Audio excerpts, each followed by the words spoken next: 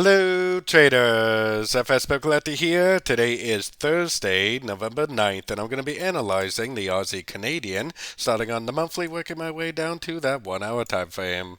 So on the Aussie CAD, I think it's actually pretty clearly three waves up, W.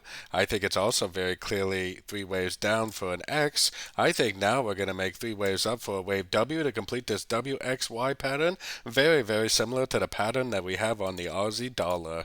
So going down to the weekly time frame. Weekly time frame, I think it's very clear this is an uptrend, most likely an A.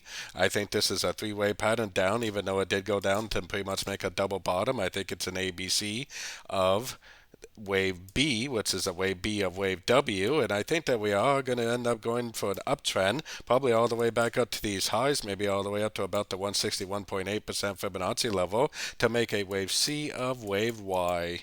So let's take it down to that weekly time frame.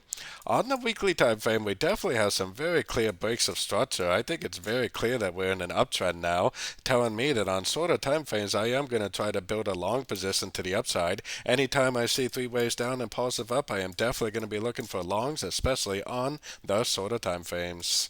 So taking it right down to that 4 hour time frame. On the 4 hour time frame, I think it's very clear looks like a 1-2 and then a 1-2-3-4-5 of 3.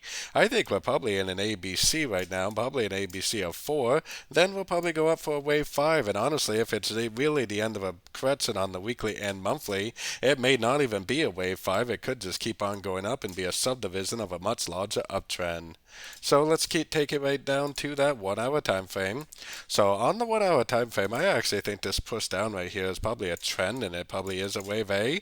I think this push up is probably actually a wave B, and I think we probably do have to go down more to make a wave C.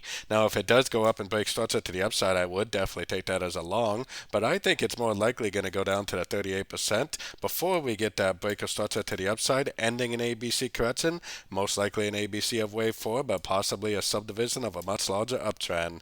But either way, I am definitely looking for an end of a correction. I'm looking for a break of structure to the outside. I'm looking for a Fibonacci bounce to go long for the continuation of this uptrend.